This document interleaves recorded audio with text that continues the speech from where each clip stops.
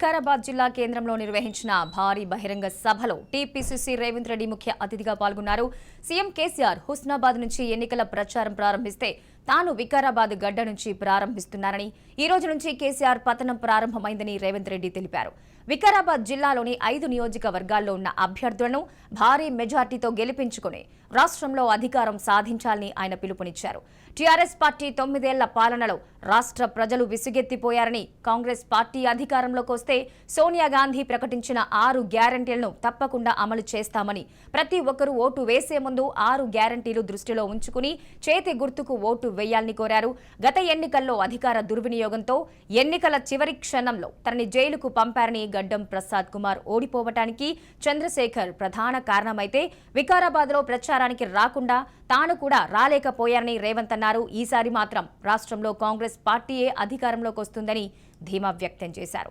వికారాబాద్ ప్రాంతానికి చెందిన 2 మాజీ మంత్రుల మధ్య ఎలాంటి విభేదాలు లేకుండా మాజీ మంత్రి చంద్రశేఖర్ ని జహీరాబాద్ అభ్యర్థిగా, గడ్డం ప్రసాద్ కుమార్ ని వికారాబాద్ అభ్యర్థిగా నియమించామని, ఈ 2 స్థానాల్లో భారీ మెజార్టీతో విజయం సాధిస్తారని రేవంత్ రెడ్డి తెలిపారు. ఈ అంశానికి సంబంధించి మరింత సమాచారం రిపోర్టర్ జగన్ అందిస్తారు. జగన్, వికారాబాద్ ముఖ చిత్రం ఏ విధంగా మారబోతోంది? ఎస్ మహాలక్ష్మి, ఏదైతే కాంగ్రెస్ పార్టీ చేవెళ్ల పార్లమెంట్ పరిధిలో ఉన్నటువంటి వికారాబాద్, చేవెళ్ల, పరిగి, తాండూరు సంబంధించిన జనాలందరినీ కూడా వికారాబాద్ మీటింగ్ కు తరలించడం జరిగింది. దీనిలో భారీ ఎత్తున బహిరంగ సభ సక్సెస్ అయింది. సో కాంగ్రెస్ సంబంధించిన 6 గ్యారంటీల మీదే రేవంత్ రెడ్డి ఫోకస్ పెట్టి మాట్లాడారు. సో ముఖ్యంగా 6 గ్యారంటీలని జనాల్లోకి తీసుకెళ్లాలి, ఇంటింటికి తీసుకెళ్లాలి అనేసి కూడా కాంగ్రెస్ క్యాడర్ ని విజ్ఞప్తి చేయడం జరిగింది. ఇంత భారీ జనం చూస్తుంటే కాంగ్రెస్ అధికారంలోకి రావడం ఖాయం, బీఆర్ఎస్ అభ్యర్థులు చిత్తుగా ఓడిపోతారనేసి కూడా ఆయన ధీమా వ్యక్తం చేశారు.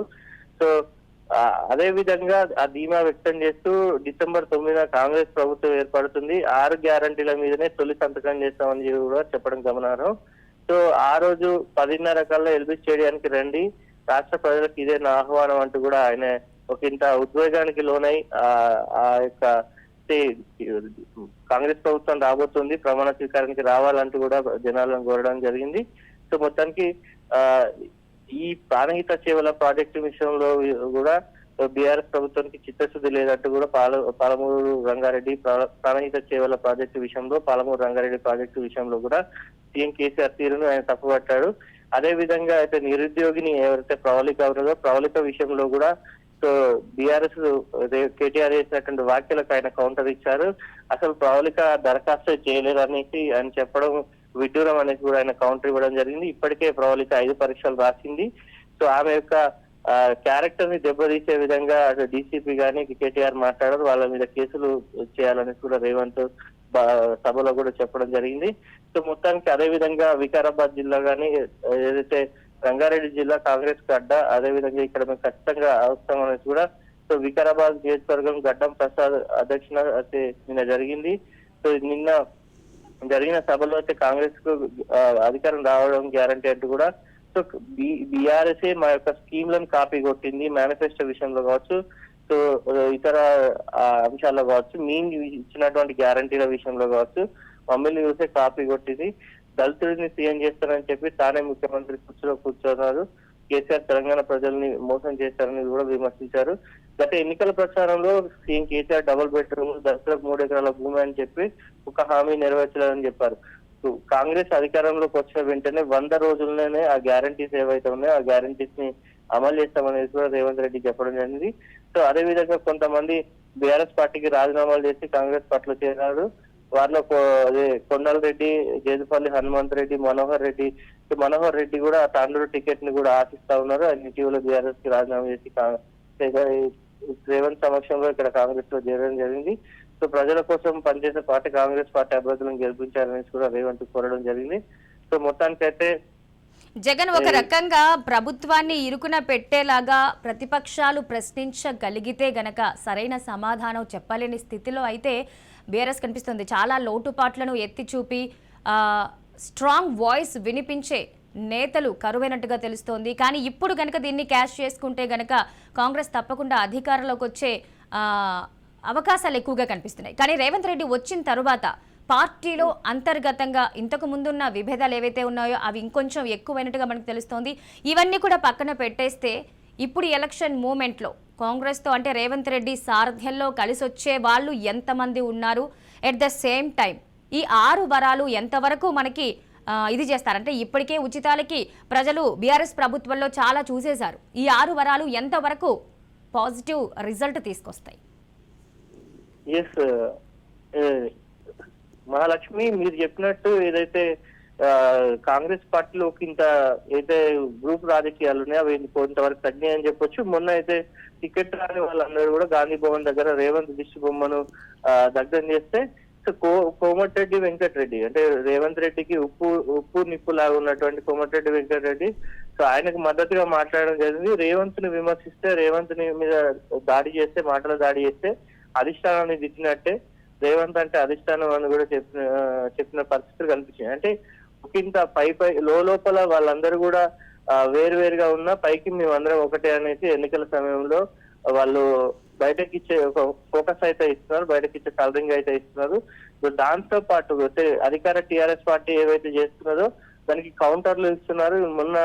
మొన్న ప్రవళిక విషయంలో, నిరుద్యోగిని ప్రవళిక విషయంలో కేటీఆర్ ఒక మీడియా సంస్థలో చేసినటువంటి వ్యాఖ్యలకు రీతిగా దానికి సంబంధించిన కౌంటర్లు అక్కడ వాళ్ళ పార్టీకి సంబంధించిన జాతీయ నేతలు, విద్యార్థి నేతలు కన్నయ్య కుమార్తో కావచ్చు, సో ఇతర జాతీయ నేతలతో కూడా కౌంటర్ ఇప్పించే పని చేశారు.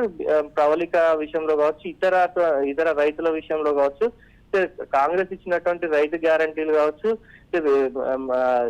ఈ ఇందిరమ్మ భరోసా 15,000 రూపాయలు ఇస్తానన్నారు. సో అదేవిధంగా ఇందిరమ్మ భరోసాని వీళ్ళు ఈ రకంగా కాపీ కొట్టారు. మేము సిలిండర్ కూడా 500కి ఇస్తామని 600కి ఇస్తామని మేనిఫెస్టోలో పెడితే వీళ్ళు 500 అని మేనిఫెస్టోలో పెట్టారు. సో వికలాంగుల పెన్షన్ మేము 5,000కు పెంచుతామని పెడితే వాళ్ళు 6,000కు పెంచుతామనేసి కూడా పెట్టడం జరిగింది. సో ఇట్లా అన్ని కూడా మా గ్యారంటీలను కాపీ కొట్టింది. సో ఈ రకంగా నిరుద్యోగులను ఆకట్టుకునే ప్రయత్నము, అదేవిధంగా మెగా డిఎస్సి కానీ ఇప్పుడు జరుగుతున్నటువంటి అయితే ముఖ్యంగా నిరుద్యోగులు కాంగ్రెస్ బీఆర్ఎస్ పార్టీ పట్ల, ప్రభుత్వం పట్ల వ్యతిరేకంగా ఉన్నారు. అటు గ్రూప్ 2 కావచ్చు, గ్రూప్ 1 లాంటి పరీక్షలు వాయిదా వేయడము, సో ఇట్లా నిరుద్యోగులు ఆత్మహత్య చేసుకున్న పరిస్థితి కనిపిస్తా ఉన్నది. సో ఇవన్నీ కూడా డిఎస్సి విషయం వాయిదా వేయడం కావచ్చు. సో ఇవన్నీ అయితే బీఆర్ఎస్ పార్టీకి ఏదైతే సెక్షన్స్ అగెనిస్ట్ గా ఉన్నాయో ఆ సెక్షన్స్ ని ఆకట్టుకునే ప్రయత్నం అయితే కాంగ్రెస్ పార్టీ చేస్తా ఉన్నది. సో దీనిలో భాగంగానే మెగా డిఎస్సి రావాలంటే కాంగ్రెస్ కు ఓటేయాలనేసి కూడా రేవంత్ చెప్పడం అయితే గమనార్హం. మొత్తానికైతే నిరుద్యోగులను తమ వైపు తిప్పుకునే ప్రయత్నం చేస్తా ఉన్నారు. సో దీంతో పాటు గ్రూప్ రాజకీయాలు అటు ఓవైపు ఫస్ట్ లిస్ట్ వచ్చిన తర్వాత కూడా సెకండ్ లిస్ట్ లో దాంట్లో మాజీ ఎంపీలు సురేష్ శెట్టి గారు, అదేవిధంగా పొన్నం ప్రభాకర్, మధుయాష్కి గౌడ్, సిరిసిల్ల రాజా వీళ్ళు గతంలో అక్కడ వరంగల్, అదేవిధంగా కరీంనగర్, జైరాబాద్, అదేవిధంగా ఇతర వరంగల్ నుంచి ప్రాతినిధ్యం వహించిన నేతలందరూ కూడా ఎమ్మెల్యే టికెట్లు అడుగుతున్నారు. సో మధుయాష్కి గౌడ్ ఎల్బీనగర్ నుంచి టికెట్ అడుగుతున్నారు. సో తనకు టికెట్ ఇవ్వాలనేసి కూడా చెప్తా ఉన్నారు. అదేవిధంగా సిరిసిల్ల రాజయ్య కూడా సో వరంగల్ జిల్లాలో ఒక ప్రాంతం నుంచి ఆయన టికెట్ అడుగుతున్నటువంటి పరిస్థితి. సురేష్ శెట్టి గారు కూడా నారాయణఖేడ్ ఎమ్మెల్యే టికెట్ అడుగుతున్నారు. వీళ్ళందరూ కూడా సెకండ్ లిస్ట్ లో మన పేరు వస్తా రాకపోతే ఎలాంటి కార్యాచరణ చేయాలనేసి కూడా వాళ్ళు నిన్న మాట్లాడుకున్నట్టు కనిపిస్తుంది. ఓ వైపు కాంగ్రెస్ లో జగన్ అంటే కొన్నాళ్ళ పార్టీకి దూరం అవ్వటం కూడా ప్లస్సా ఆర్ మైనసా ఏమనుకోవాలి దీన్ని? సీనియర్ నేతలు వెళ్ళిపోవడాన్ని ఇది పార్టీ కొంచెం లోటుగా చూడాలా, లేదా యువ రక్తంతో కాంగ్రెస్ ని పరుగులు పెట్టించే దిశగా రాహుల్ ప్రయత్నం చేస్తున్నారనుకోవాలా?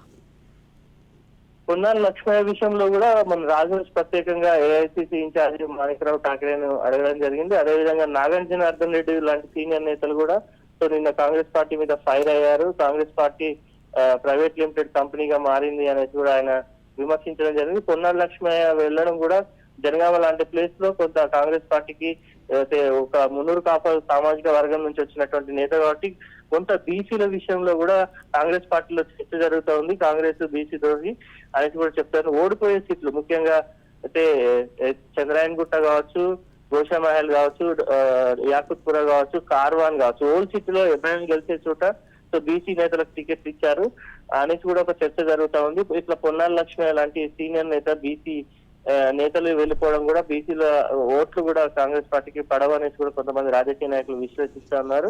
సో అయితే ఆయన విషయంలో మాత్రం ఇంకా ప్రాబబుల్స్ లో ఆయన పేరు ఉంది. ఆయన పేరు ఉండగానే ఇట్లా రాజీనామా చేయడం కరెక్ట్ కాదంటూ కూడా మొన్న ఠాక్రే కూడా చెప్పడం జరిగింది. రేవంత్ కూడా అదే విషయాన్ని ప్రెస్ మీట్ లో చెప్పడం జరిగింది. సో మొత్తానికైతే వీళ్ళందరూ విడిపోవడం ఉంది. రేపో మాపో నాగం జనార్దన్ రెడ్డి కూడా కాంగ్రెస్ పార్టీ అగ్నెస్ట్ గానే అక్కడ ఇతర పార్టీ నుంచి లేదా ఇతర పార్టీ లేదా వేరే ఆయన ఇండిపెండెంట్ గా పోటీ చేసే అవకాశాలు అయితే కనిపిస్తా ఉన్నాయి. Right, thank you Jagan.